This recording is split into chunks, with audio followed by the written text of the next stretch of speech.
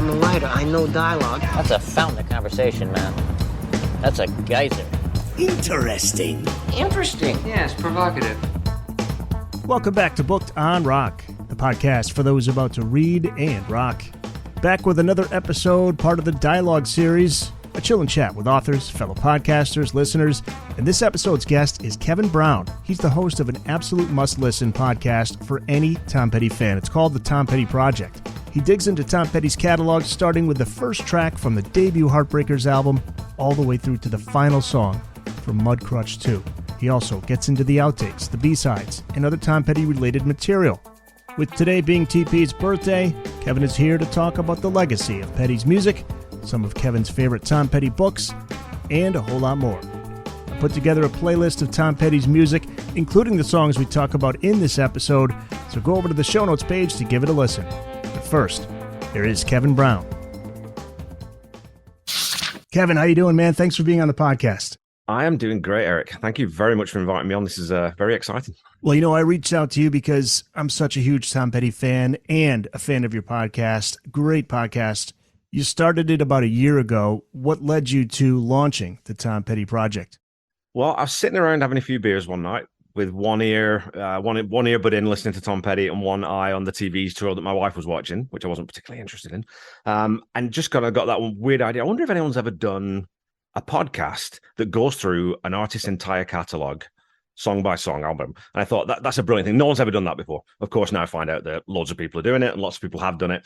But it just sort of stemmed from that real love of Tom's songwriting, his music, and just wanting to dig down deeper into those songs and try and see if I could learn anything from it and just enjoy the process of podcasting, which I enjoy doing generally. And so that was kind of the starting point for it, for sure. Is there an era of Petty that you like most? Well, I'll just a background on my relationship with Petty. I mean, I'll just kind of sketch over this as quickly as I can. So I knew the hits, right? Obviously, everyone knew Full Moon Fever when that came out because it was just gigantic and it hit MTV like a freight train and it was everywhere. And then I knew a few other songs. I think I probably had heard American Girl someplace or here or there. I might have known one or two other songs, but I didn't really get into Petty until I came here. And then, so I was listening to, I'll tell you what it was actually. I saw Foo Fighters in Saskatoon or Edmonton in about 2009-ish, and they played Breakdown, and I didn't know the song. That's what it was. And I said to my brother-in-law, is that a B-side or something? And he said, no, that's a Tom Petty song. So I squirreled off and went and found Damn the Torpedoes, which I'd never listened to that point. Got hooked on that and thought, well, now I'm going to have to go back. And I'm one of those guys who, when I find an artist I like, I go back and listen to the catalog. So I listened to those first 3 albums, first 4 albums, first 5 albums, and thought, yeah, man, this guy's a seriously good songwriter. Then I hit Wildflowers, and that was it. That was the point at which I became a hardcore Tom Petty fan, because that album is I always sort of describe to people as it might be the last perfect rock and roll record anyone's ever made. Because it's just, there's nothing wrong with that record. Everything's absolutely perfect on that record. So that was when I sort of really sank deep into Petty. And then I got into Mojo, Echo, Last DJ, and everything after. But it was Wildflowers that really turned me from a fan into a devotee. Okay, so the mid-90s for you. For me, it was 89. The summer of 89, I became a huge fan. I saw the video for I Won't Back Down, picked up a copy of Full Moon Fever, and that was it. I was hooked. And then from there, I just went back and listened to all the classic albums that came before that. And man, there are a lot. Yeah. And from that point on, he was putting stuff out every 2-3 years. It was great. Yeah. And then in 2010, he releases Mojo, which I love. It was another phase for Petty. And it was usually he'd do 2 or 3 albums where he'd have a shift in style that he wanted to have some fun with. And that's what Mojo was. It was that Peter Green tone to Mike Campbell's guitar, which Mike Campbell talked about that in an interview with Rolling Stone. I remember that. Yeah. And then he came out with the next album, which was Hypnotic Eye. But there was a Mudcrutch sandwiched in between, right? Mudcrutch. Mudcrutch Reform. Like, who does that? Who puts together, which stadium rocker puts together a band from his youth and just goes and starts touring small venues? Like, no one does that, right? No one does that. And Mojo, like you said, I mean, what Mojo to me is unbelievable because, again, it's that sort of, a classic, quote unquote, classic rock artist who's hit that sort of late stage in their career. They can really coast. They can do greatest hits. They can do a Kiss. They can just churn out the same album over and over again, and people will buy it and people will love it and it'll be fine. But Petty gets the band into the clubhouse, their practice space. So we're going to bring in, our producer. We're going to just do this live off the floor. There's basically, I think there might be 2 or 3 overdubs on that entire album, which is just insane. So that's a live band playing around these old bluesy, swampy themes with some phenomenal songs. The Trip to Pirates Cove is on there, and I Should Have Known it's on there. I mean, they're just brilliant songs, you know. So this isn't a band. It's not an artist who's flagging or a songwriter who's running out of ideas. It's quite the opposite. Now, I want to talk books because this podcast is focused on books on rock. And so there's so many books written about Tom Petty. Paul Zolo's 2020 book, Conversations with Tom Petty. You use that. Yeah, that's it. You're showing that to me right now. So we got Paul Zolo's 2020 book, Conversations with Tom Petty. You got 2018's Tom Petty, A Rock and Roll Life by Nick Thomas, which was basically an updated edition of a book he wrote in 2014, Tom Petty, An American Rock and Roll Story. I had author Richard James on the podcast to talk about his book, Tom Petty, Every Album, Every Song, which I highly recommend. But I want to ask you about the highly acclaimed Warren Zanes book from 2015 called Petty, the Biography. Rolling Stone ranked it among 2015's 10 best books, a New York Times bestseller.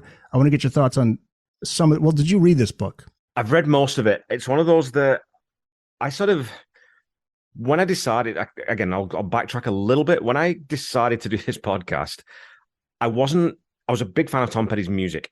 I didn't know very much about him, really. I hadn't sort of delved into his background, his upbringing, all those kinds of things. So I started with the podcast before I sort of dug into that. And I'd seen Running Down a Dream like years and years ago, but then I sort of ended up rewatching it. So Paul Zolo's book was really the first one I grabbed because that was going to be useful for my podcast because it's talking about the music. Went back and started, and obviously I've started reading Warren Zane's book, but I dip into it more on a sort of a research basis. I haven't actually sat down and read it cover to cover yet. So I don't have the narrative flow of it down.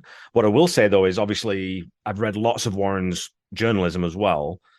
A phenomenal writer. I mean, that's straight off the top. He's an excellent author, an excellent biographer. Like he finds the right, obviously Tom helped him with this, but he finds all the right people to talk to. I think he does a good job of balancing out, not sort of being effusive in his, not idolizing Tom, but telling the story in very sort of clear language in terms of, highlighting the bad and the good, but being sort of very even-handed about that. And I think he does a superb job of that. Now, the biography, I think, again, it's a very, what I would call a conventional biography, where it's sort of chronological for the most part, and it's got some sort of more memoir type content in there, but it's really sort of that chronological catalogue of this is the life, these are sort of the most important events in it, these are the important people in it, and these are how they're connected. So I think that's necessary. You need that biography about any great artist. You need that about Dylan, you need it about Elvis, you need it about McCartney, and all those people. We have those books and they're necessary and they're important, but they're not the ones that I always gravitate towards first.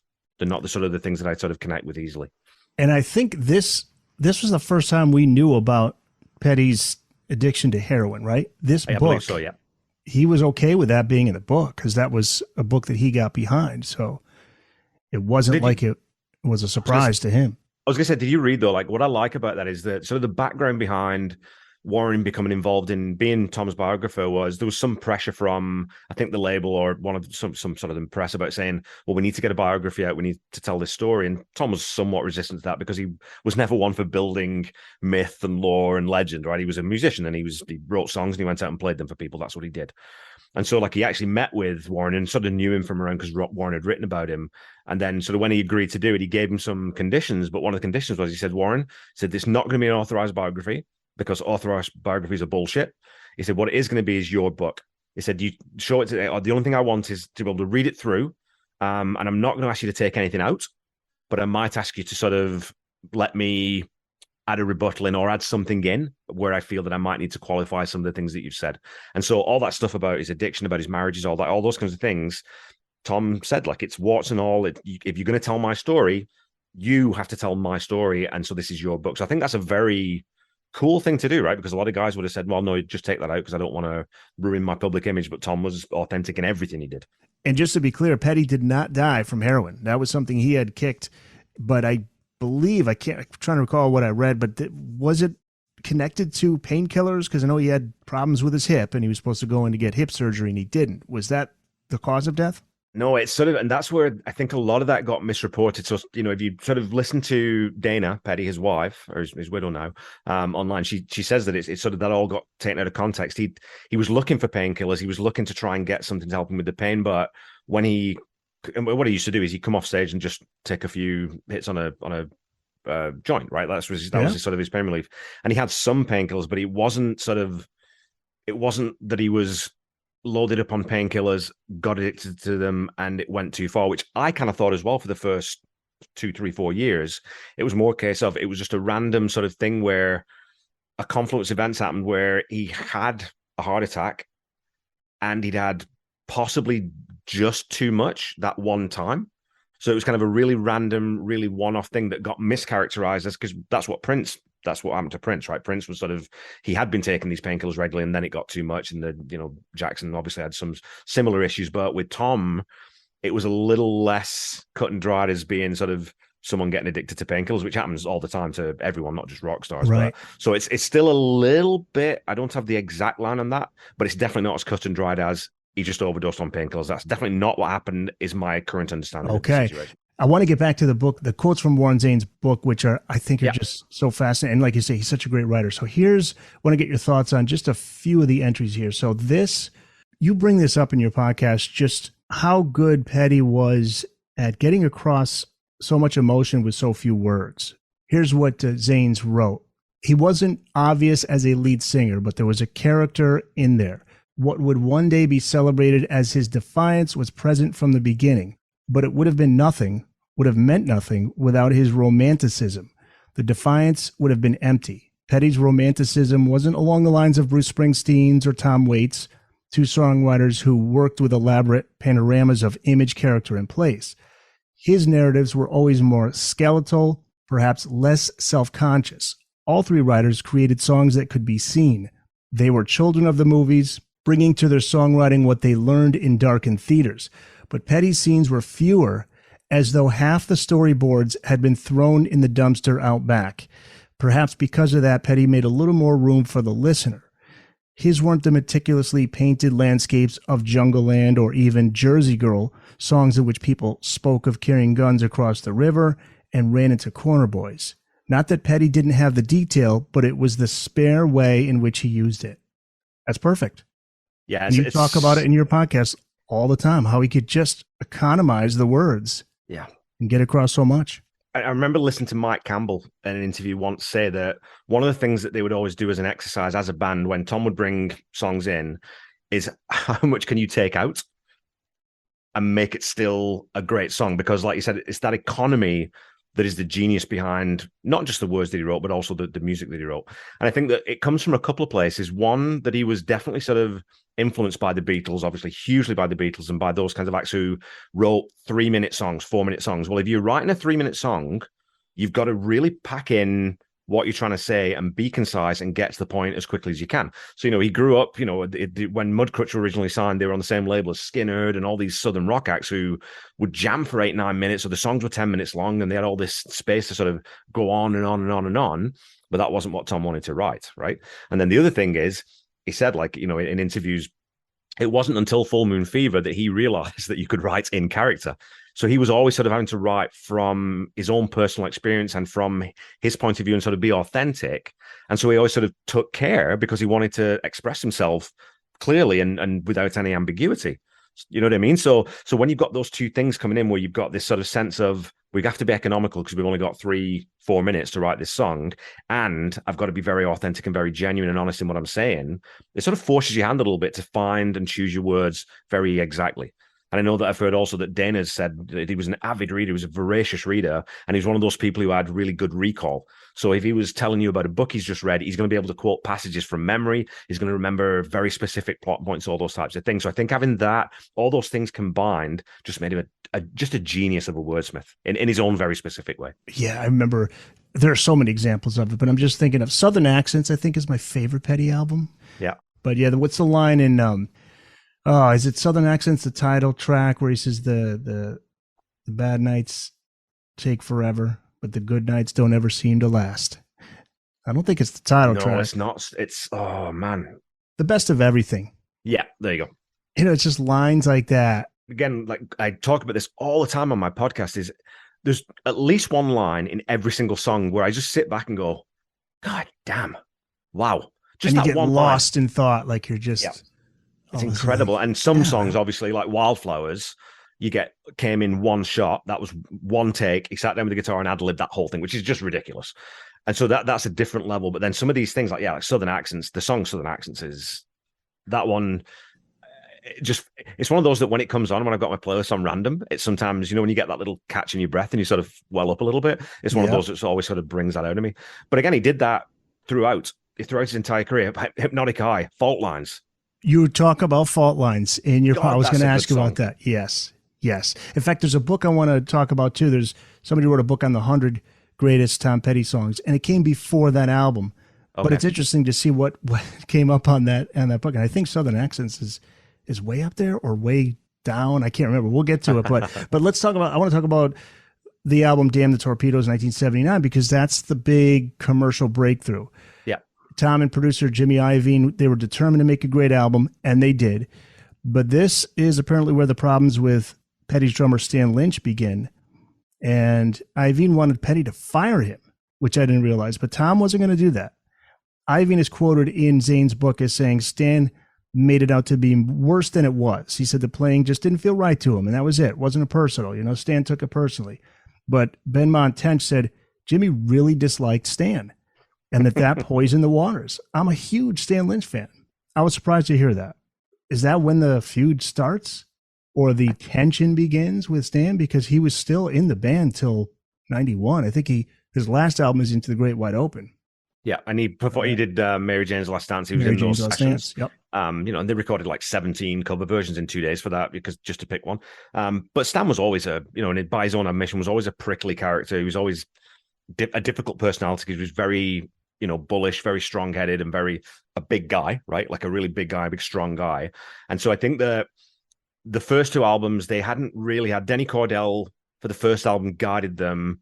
For the second album, Noah Shark really produced that album, and he was on acid for pretty much the entire thing. So they never really had a firm hand at the rudder. Where Jimmy Iovine comes off the back of producing Born to Run.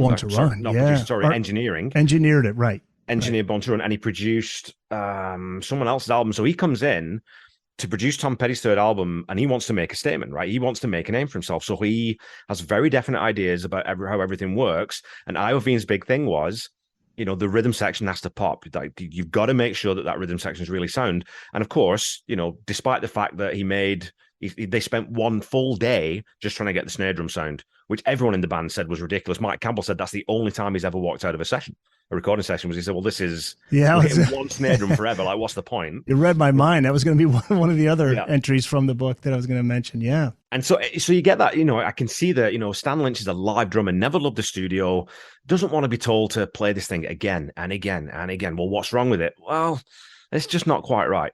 That's quite frustrating. When you're a musician, well, what do you want me to play? Just tell me what to play and I'll try and play it.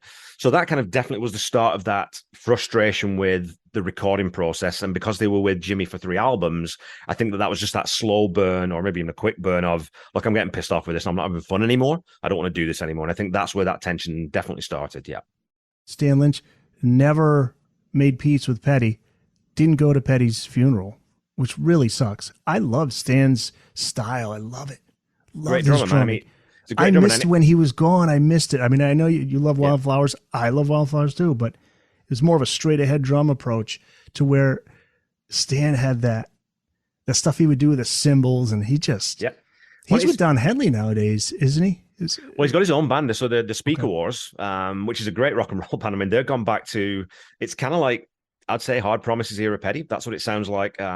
John Davis, like JCD, fantastic vocalist, great guy. So check those guys out if you haven't heard him. So, and I think he does some session stuff. He played with Mike Campbell. Obviously, he did reconcile with Mike Campbell because he went and played with the Dirty Knobs when their drummer was off in Europe playing with someone else. So you get this kind of, rotating drum stool guys going through. But he went and played with Mike, and they, what was the song they finished with? All Right For Now. They would always sing that together. Mike would just play, and they would sing that as the last song of each set when they were from together. Full Moon Fever, you're talking about All Right For Now, right? So that's again. So this that circle got closed. Now, obviously, he didn't close that circle with Tom, and that's really unfortunate. And again, from stuff that I've heard coming out of that camp, I think it is something that he regrets, because again, he's a very stubborn person and just never kind of got past it. But you always miss people once they're gone and once that opportunity's lost, right? So, but no, a phenomenal drummer. And I always get, as a sort of a hobbyist drummer myself, I always get a bit frustrated when people describe him as a power drummer. Yeah, he can hit hard. Like, that guy's got finesse. But man, finesse. And he plays like traditional grip. So he plays side stick on his left hand. Like he's got a lot of control. And like I said, when he's hitting those cymbals, man, it's not as easy to play as you think it is. I love at the end of You Got Lucky as the song's fading out. I would just sit there and zone in on him. He's like, yeah. By the way, 70 takes of Refugee. Yeah. That was when Mike Campbell said, I'm getting the fuck out of here. I can't do this. And he walked out the door. But it's funny when you think about that but look at what came out of it.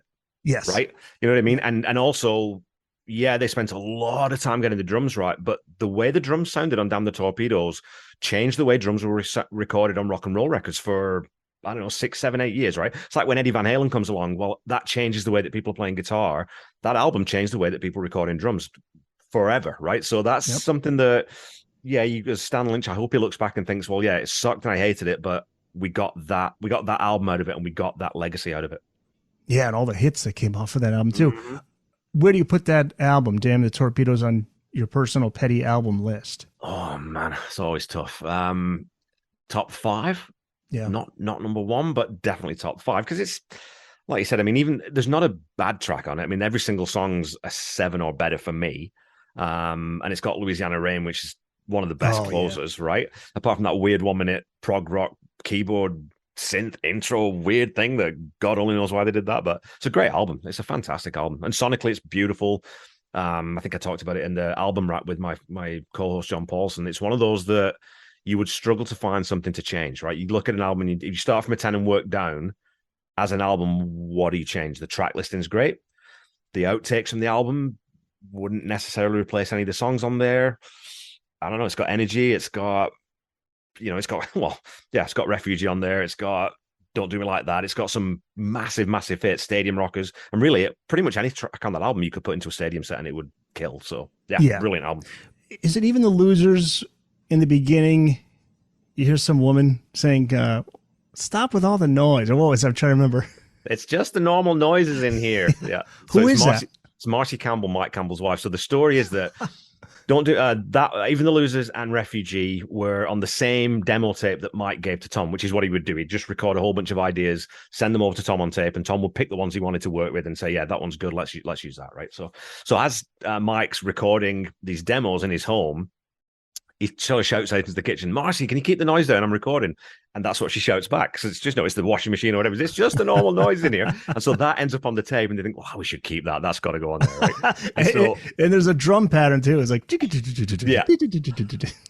And so the cool thing is too, that on this last tour with the current tour that Mike's doing with Mike Campbell and the Dirty Knobs, Marcy comes on stage and says that before they rip into Get Out. that song. I love it. So yeah, it's so cool. So cool. Well, she has done a few times. So yeah. Yeah. So Petty, was he hard to work with? Well, from everything I've read, he was very demanding, obviously, because he wanted, the sort of the ethos of the Heartbreakers was every record has to be better than the next. And whether it was or wasn't, that was the ambition that they went in with. They never sort of thought, well, we'll just put something out for now while we're thinking about another album. But everything was like, well, we've got to try and do something different. We've got to try and do something original, something fresh, something new. And so Tom was very demanding in terms of sort of, you got to bring it. Like, you got to don't come half-assed, come with your A game. And when it's time to record and when it's time to play, that's when we're serious. There's no, that's where there's no girls on the bus was one of their rules. And there's no sort of, you can't be high when you're in the studio, whether or not the engineers are. You got to be straight. You got to be ready to play. And so I think on that side of things, I think he was very controlling in a sort of creative sense.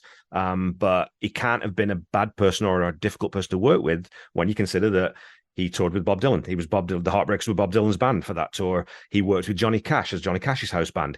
I think the Heartbreakers play on 9 of the 10 tracks on Belladonna, Stevie Nicks' debut album. They produced John Prine's Grammy-winning album, and the Heartbreakers played on that album. So they played on so many different albums with so many different artists. Roger McGuinn, there's no way they were difficult to work with, and there's no way Tom could have been a big ego case because people just wouldn't want to work with you, right? So he never came off that way to me. Yeah, he always seemed like a cool guy to work with. Full Moon Fever, that's Petty's return to the top. And it didn't just match, but it surpassed the success of Damn the Torpedoes, yet it was the opposite approach. Petty says in Zane's book, quote, Full Moon Fever was about just having a little fun on my own, a break from the pressure of thinking about where the Heartbreakers should go next. There was a looseness there that you can't force.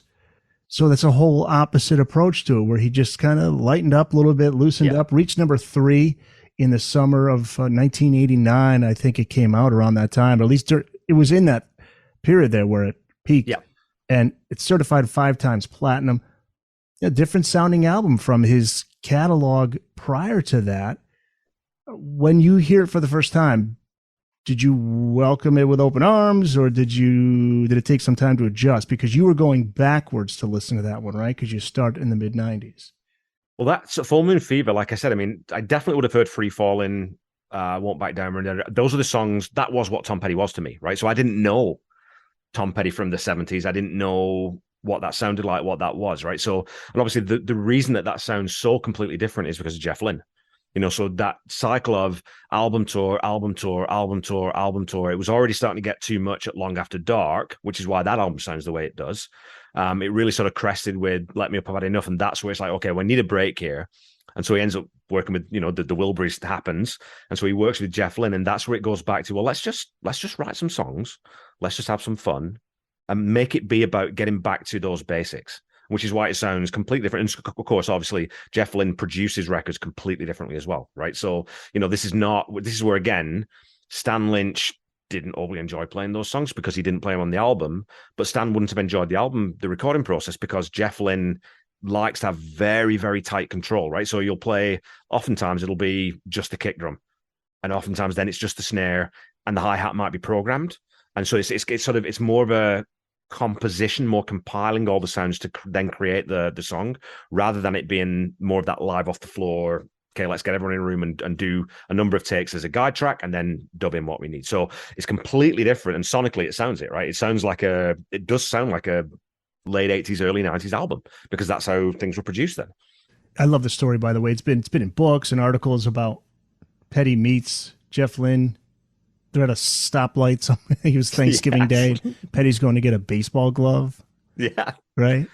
Well, the funny thing is, too, that he'd actually wanted Jeff Lynne to produce the second album, You're Gonna Get It. And they'd I didn't know that. Yeah, but Jeff Lynne wasn't producing at that point. He wasn't actually doing sort of side projects for other people, because ELO was still, huge at that point. So he didn't really have time, and he wasn't interested in the project. So, but they'd actually approached him for him to produce that second album. So, of course, years later, when it comes back full circle, it's another one of those nice little rock and roll stories where he finally gets his man, right? So, he's at a stoplight. He's like, "Hey, man, what are you doing?" "Oh, I'm just going to look for a baseball." George Harrison's house. I think wasn't he going over to George Harrison's house to pick up a guitar? I thought that was the Petty was, or was Lynn? Jeff Lynne was. I can't. Yeah, it was one of the. Yeah, they were at a stoplight and basically were like, "Hey, man, what are you up to?" Oh yeah, I think you're right though. I think Jeff Lynne was like, "Hey, man, I'm going over." I think Jeff Lynne was like, "I'm going to hang with George. I'm producing his album, which was Cloud 9." Yeah, I think. But the bottom line is, it's just the fact that they're just sitting there at a stoplight somewhere in Los Angeles, like, "Hey, you should come on down and jam with me." Sure, yeah. And the next thing you know, they're working together. That's so cool. It's so funny though, because obviously I'm assuming you know lots of musicians, and we sometimes forget that when we're looking at our idols, they all kind of just like jamming for the most part. What they'd like to do really is just sit around with instruments and play. Oh, yeah. And so if do you want to come over to George Harrison's house and play? Yeah, sure.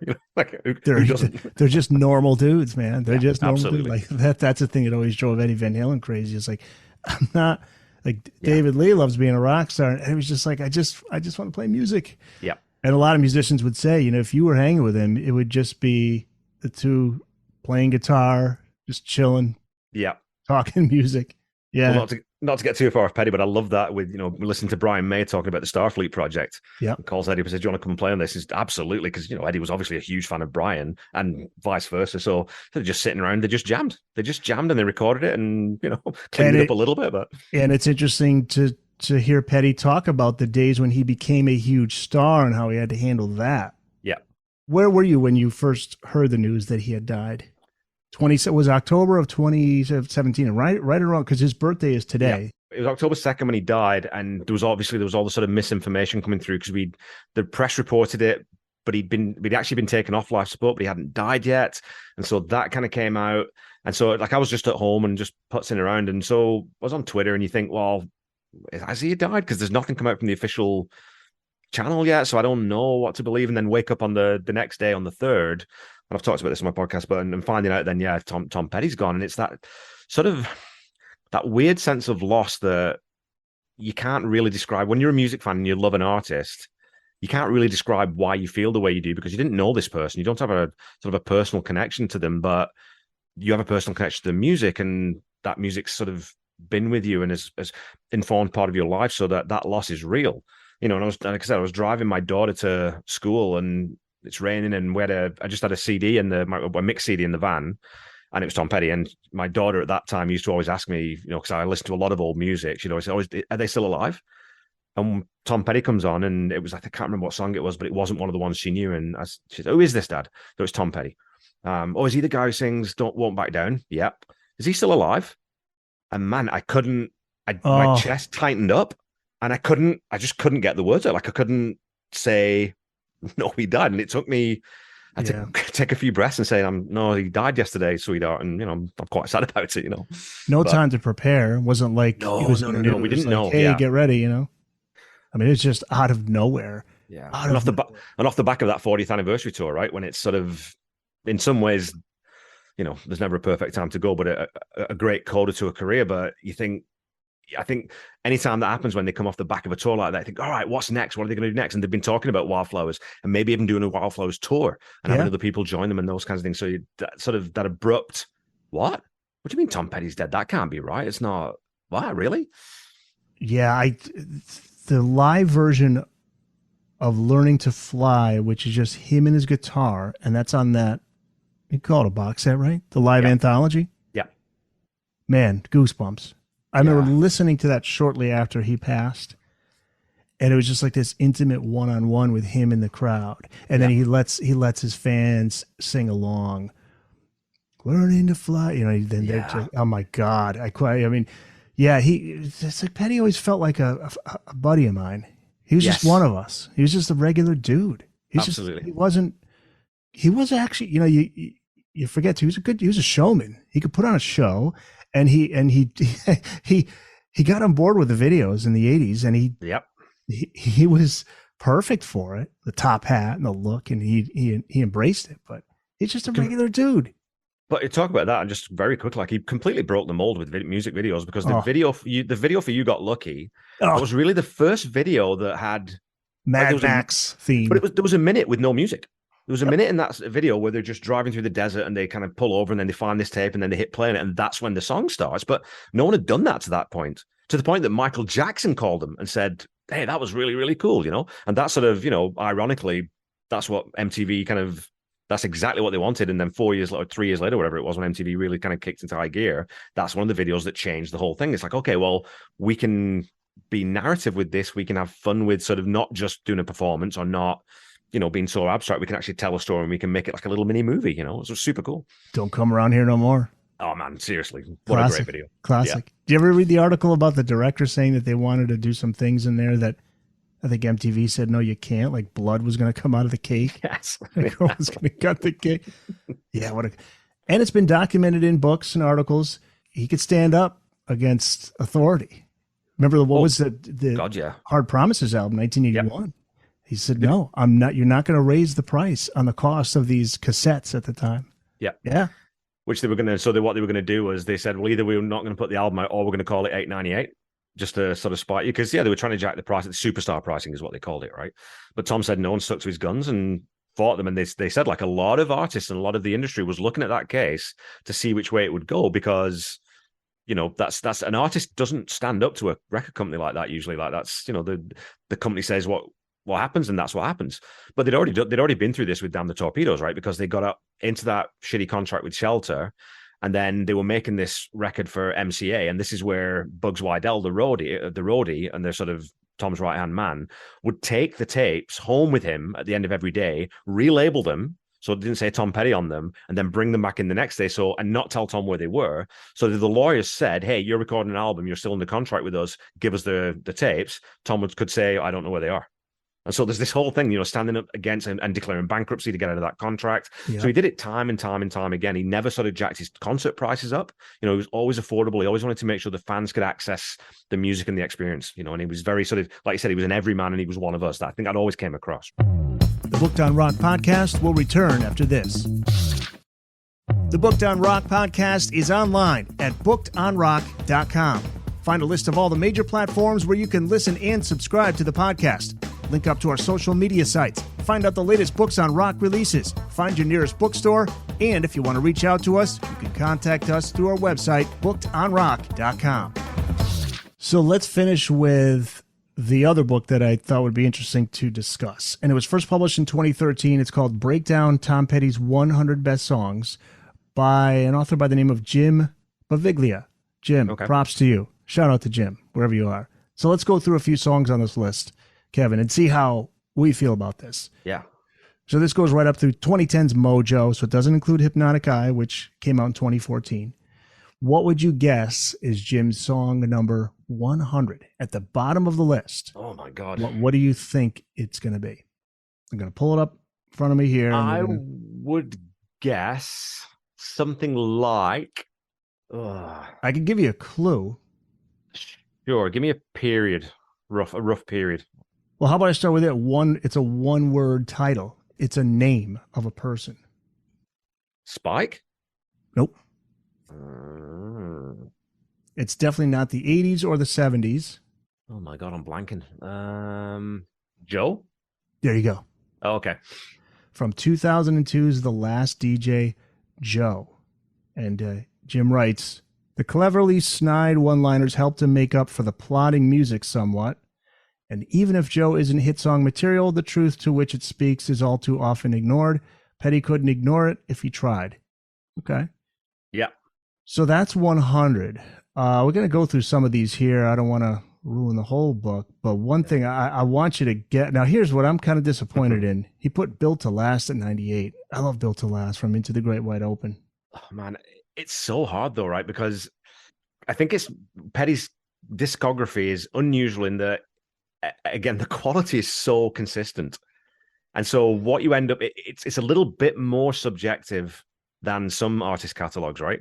You know, obviously being part of the Van Halen news desk, most fans have Van Halen 3 as probably their least favorite Van Halen album. Yes. So, but you don't really have that with Petty. You don't, No. it's not consistent, you know? There's no album that like, what was he thinking? How come he did that? I mean, I have that album, and I know that other people, there's albums for other people who are like that, really, that one, but it's definitely not consistent across the fandom. So, what's your least favorite Petty album? Oh, Let Me Up, I've Had Enough. Yeah, that one. Really? Yeah, and there's a no, that's not surprising. No, that's not surprising. Yeah, that's got Runaway Trains. Yeah, and Jamming Me, and it's not a bad album, but it's just not. I think I've talked about this with people, but one of the problems with that album, I think, is that that's the only album where they didn't have an external producer. That was produced solely by Tom and Mike, and I think when you don't have that other voice saying, have you thought about this? Have you thought about that? What about this? What about that? And then you look at some of the outtakes from that album, you know, that ended up on playback. To me, it's like, it's just a bit of and it's definitely it's that last album before Tom Needs a Break. It feels like that to me, like it's the end of that era. Yeah, like Burned Out, or I was going to say Rushed, but maybe more of that was right before his big comeback. Yeah, and it's the only album that sounds a bit dated to me too. Yeah, well, it's got the electric drums. Yeah, All Mixed Up is pretty cool though. All Mixed Up. There's some good songs on there. It's just it's more the arrangement and the production on that one that's what sort of pushes it to one side a little bit for me. Yeah, as a whole. I mean, I would say every Petty fan would probably agree with you. Yeah. Love is a Long Road at 94. That was the one song that, if you read reviews of Full Moon Fever, they usually put that at the bottom, but I still thought it was cool. I like the keyboard little synth part. Ding, ding, I don't get that at all. I love that song. Yeah. Love that song. I would say he's got Zombie Zoo above that. Zombie Zoo is the one. Do you like Zombie Zoo? It's okay. It's fine. It is. It's one of those ones where if it comes on, I won't skip it, but it's not on any of my playlists, right? Yeah, so it's just it's fine. Oh, here's one that I'm not happy about, Jim. If you're listening, you did an excellent job, excellent writing, a lot of hard work went into this. But Dogs on the Run at 92. I love Dogs on the Run. Another great song. And from Southern accents. Are you familiar with Dog on the Run? Have you heard that track? No. What's it called? Dog on the Run. Yeah. So where's that from? What's that from? So it's an original composition. It was never recorded in the studio, and it's on the official live leg. So that was an official bootleg that they put out between the first and second albums. And it's got a great version of Breakdown on it. There's a Jagger and Thunderbird, cover of that one. And it's this Dog on the Run is like 10 minutes, 9.5, 10 minutes. So it's this extended jam thing. But when you condense it, when you listen to the rock and roll parts, it's a fucking killer song. Wow. So I thought if Jimmy Iovine got his hands on that one, I think it would have been a great song for, any Long After Dark, it would have fit on really nicely, I think. But yeah, it's just one of those weird ones that fell through the cracks. But yeah, Dogs on the Run is a great guitar riff. It's a big stadium anthem. They played it lots live during that sort of tour. So I don't know, 98, yeah. By the way, one of my greatest high school memories was just driving around listening to Pack Up the Plantation, the live album. Shout. Yeah. Bow, bow, bow, bow, bow, bow. And then he's talking to the crowd. That's in that one, right? During the breakdown. Yeah. During breakdown, yeah.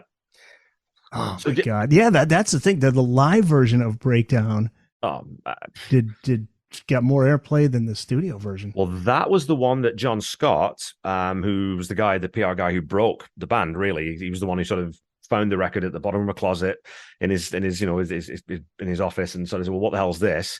Fell in love with it, went out and pushed it. But Breakdown Live said that's what we got to put out as a promo. So they put Breakdown, the live version that they recorded at the the Capitol Studios building, and then the B-side was just a regular track, and that's the one they sent around to all the DJs. Said, listen, if you're not convinced about these guys, listen to this live cut.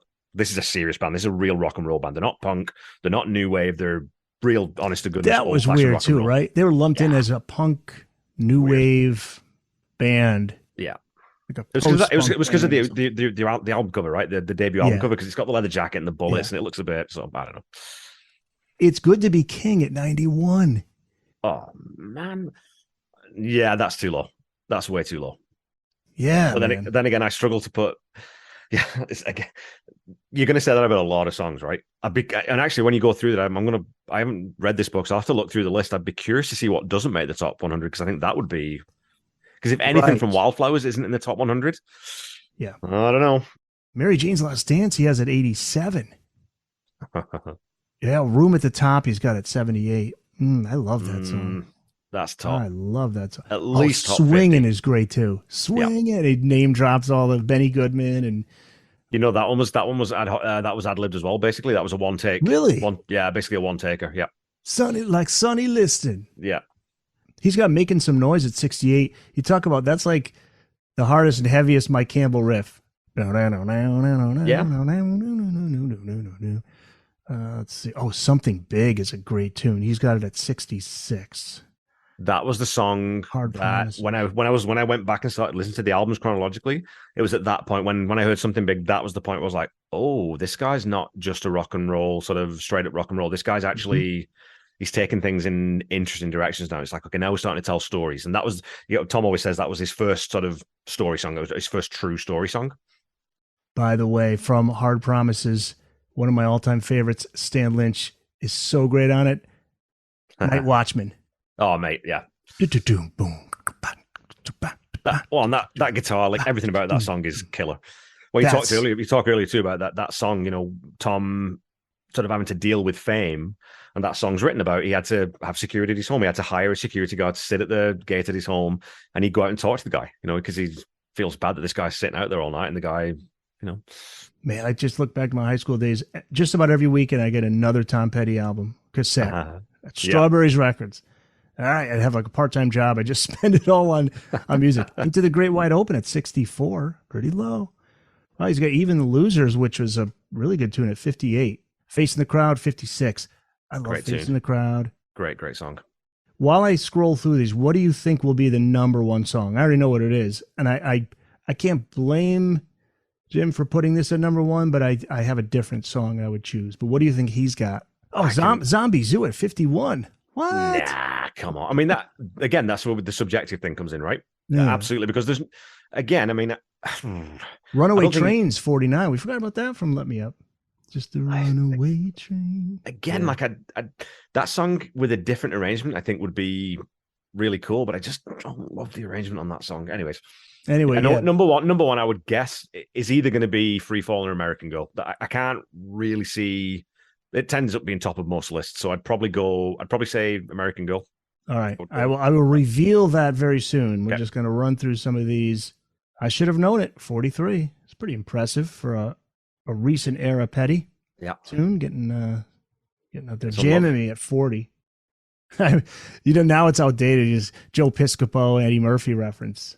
Yeah, well, then Eddie Murphy wasn't happy about that, hey? No, I He was know. really, really unhappy about that, which is, I don't know, Dylan and Petty explained, because Dylan co-wrote it and they explained it. It was just, they were just quoting pop culture references. They weren't actually criticizing, you know. You can still change your mind at number 37, and this is cool. Jim writes, Mike Campbell must have been listening to Pet Sounds when he came up with the music to this breathtaking ballad from Hard Promises. Breakdown 36. Now we're getting to the... Really? 36? That's surprising. The Best of Everything, 33. That's the one with the bad nights take forever and the good nights don't ever seem to last. Straight into Darkness, which you just did an episode on, 32. No, that's the next episode. That's what we got it. Okay. Yeah. Let's stop there because that's what the book that you're reading is about. Yes. Let's plug this book here. This is a great book. Yeah, so this is Straight into Darkness, Tom Petty as Rock Mystic by Megan Volpert, and she's an academic, an activist, just an incredibly cool human being who was a guest on the podcast a few weeks ago. And so this is basically a full-length book treatment of this song, and it's really important to her because she was going through some chronic pain issues with an illness, like a long-term illness, and she was standing on a train platform and was sort of when she talks about it, she's not really actively considering suicide, but thinking about how much easier life would be if she just dropped onto the tracks. And just at that moment, Straight into the Darkness comes into her headphones, and when you listen to the lyrics of that song, and especially the last verse, I don't believe the good times are over. I don't believe the thrill is gone. A real love is a man's salvation. The weak ones fall, the strong carry on. So that was that song really informed the way she decided to then live her life. And so this book, she's also sort of a philosopher, and she's got an academic background and resume that's, again, incredible. And so her take on this and the way she interprets the lyrics in this book and the context that she provides in terms of sort of quoting, philosophers and different sort of literary people, brings in lots of quotes from different books, like the Warren Zanes book and Paul Zolo's book, all these different things she brings in, and she sort of marshals all these different perspectives to sort of bolster what she's saying about these lyrics and what they mean. And so she says, there's sort of the first verse is fairly personal. The second verse is actually more about this. We talked about this cycle of album tour, and Petty getting frustrated with it. The second verse is more about that, and sort of the darkness that he's talking about isn't necessarily sort of a depressive or a suicidal or a negative thing. It's more the unknown and sort of that feeling of loss of control. And the only way to get through it is straight into darkness and coming out the other side, right? So this idea of sort of, when there is something unknown or when there is something that's a little bit scary, keep going, get through it, and just see what's on the other side. And then that last verse really resolves that. And so I'd recommend to anyone to pick up this book. It's a fairly quick read, but it's one of those that you're going to want to read twice or three times because it's got a lot of depth to it and a lot of content. So an incredibly honest book, what makes great writing, just being upfront, and she's revealing some personal stuff. Absolutely. It's powerful. You got lucky at 30. Okay, that's maybe a little bit higher than I thought it might be, but now we're getting to the cream of the crop here. Don't Do Me Like That, 29. Stop Dragging My Heart Around, 28. Like a Diamond at 27 from The Last DJ. Above those others, it's higher than I would put it, but that's okay. Woman in Love, It's Not Me at 21. What? There's another great song. Yeah. Again, that's that one where, and it's also one of those songs where you get that big tempo shift. The grunge era sort of picked up on that and really ran with that, right? Where you start off really slow and then you build. So you start that real sort of subdued, almost halftime, and then you build and you kick into the chorus where it's full on rock and roll. And really, that was definitely the first time the Heartbreakers done it, and it wasn't really all that common at that point to do that. So and that bass line, cool song structure, yeah. That bass line, night after night. You're So Bad, 20. Saving Grace, 19. You Don't Know How It Feels, 18. Saving Grace, man, that lick, that big sort of ZZ Top, there's a big Billy Gibbons lick that he's playing there. It's beautiful. Yep. He has Echo at 17, reminds him of Bob Dylan's sprawling, messy epics from Blood on the Tracks. Super personal song too, right? That whole album, actually, really. Not surprising now we get to these ones in the top 20. Running Down a Dream at 16. I Need to Know, 15. Need to know. Rebels, 13. Great track. Okay, so here's the song he has at 12, which I would put at 1. Okay, so the number one song he did choose was American Girl, which you can't argue with it.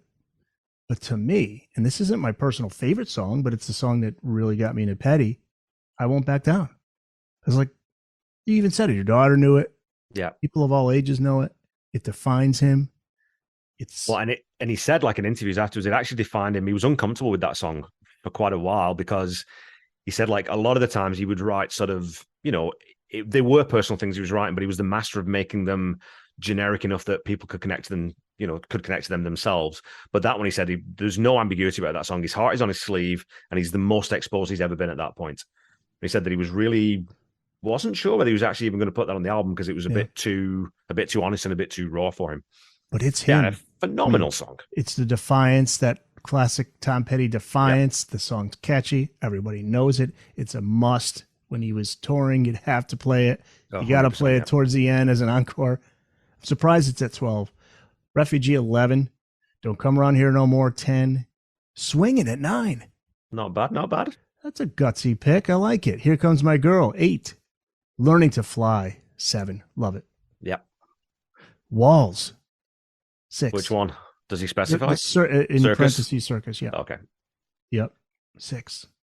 Yeah, this is Insider. He has it 5. I'm an insider. How the hell was that? I mean, it's incredible. I mean, that whole story about Hard Promises and Stevie Nicks, that's just, you think about, and Iovine was kind of a little bit pissed off about that because, Stop Dragging My Heart Around from those sessions. It wasn't written for Stevie Nicks. That song was originally written for Hard Promises, and then he wrote Insider for Stevie Nicks, realized that, no, I got to keep this. And he said, I got to keep this one, Steve. And she said, okay, well, that's fine. Just write me another. But they had Stop Dragging My Heart Around. So there is an original take of Stop Dragging My Heart Around without Stevie Nicks' vocal on it because she came in and put her vocal over top of that song, right?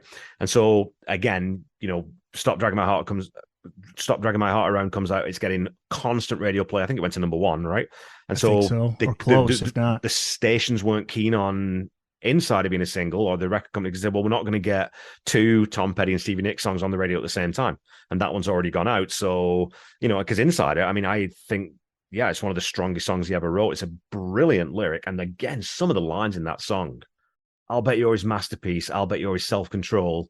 Yeah, you'll become his legacy, his quiet world of white and gold. That's just... TP. Any songwriter that would be the best song they've ever written, right? So... Listen to a Heart at number 4. Free Fallin' at 3. Yeah. Number 2, Southern Accents at number 2. No doubt one of the finest albums in Petty's career is Southern Accents. He writes, maybe his best with the Heartbreakers. While it suffers a bit from haphazard production and poor song selection, it's the most thematically unified effort that TP ever made. Wow. Okay. I also have a feeling that my predilection for this album comes from my fondness for the breathtakingly beautiful title track that also serves as the album's centerpiece. Yeah. Interesting, yeah. Yeah, and then American Girl's number 1. So let's see. I don't want to read all of... You know what? It was funny too. Is like, again, I've talked about this with other people that fans, us fans, like if you're into Tom Petty or you're Dylan or we all love the hits but we all know them really, really well. So we don't tend to listen to them maybe quite as often.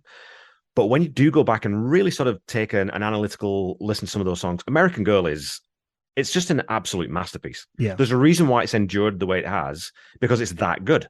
Now, whether it's overplayed or whatever people say it's overplayed, these kinds of things, it's overplayed because it's so bloody good. And it stands up now just as well as it did back then. And it's not dated. Like, it still sounds great, the production on it. The drums on that one are one mic. So they didn't actually mic up the kit. They wanted to play around with the different sounds. So there was one mic for that whole kit. So things like that.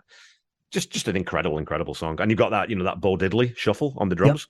Yeah. So he writes, American Girl tops this list not just because it's the first, but ultimately because it's the finest distillation of what Tom Petty has always given to his audience. Untrammeled integrity, difficult truth, and indomitable spirit, all wrapped up in the music that transformed him. Music that he ultimately formed in his image to combine fierce power and surprising beauty.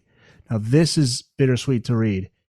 I speak on behalf of all his fans when I say that I hope that winning formula continues and that Petty endlessly fattens up this amazing list with wonderful songs. Yeah. And he had one more album after that. What would you pick from Hypnotic Eye to add to the list?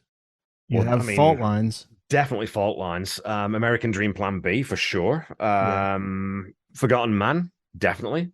Okay. Shadow People, definitely.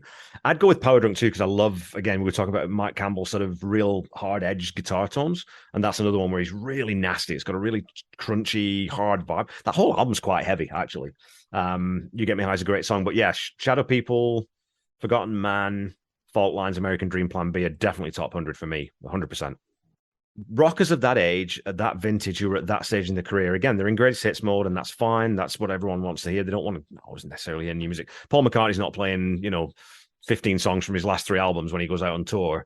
But Petty's still writing shit like this. He's still kind of challenging himself and pushing himself and writing these phenomenal lyrics. Finishes with a #1 album. Yeah. #1.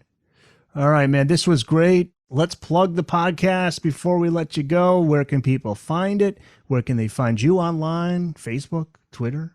So you can find me on Facebook and Instagram at The Tom Petty Project, and on Twitter at Tom Petty Project. And then I'm on YouTube, and I know the YouTube tag system's coming in right away, so I'll have an actual username on YouTube coming up. But go find me on Twitter. That's where I like to talk, mainly. Cool. Kevin Brown, host of the Tom Petty Project. This was fun, man. Awesome, man. Yeah, and thank you very much for having me on. And thanks also for, to plug you, the stuff that you do with the Van Halen News Desk, the stuff that you're doing with this podcast. I started listening to not the last episode, the one before today, and I haven't got all the way through it yet, but I'm definitely going to be tuning in.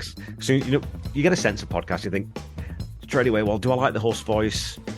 Do I like kind of the tone of it? And it's like, oh yeah, I'm going to be digging this one. Cool. The only problem is, like, now I've got too many. Like, I've got, Yes, that's what I have too. Podcast Will Rock. We've got the Lap Pods, the Queen podcast that I love. Yep. And I've actually got a new podcast coming out in the next few weeks, a Queen podcast, which is going to be... Oh, you're going to have one?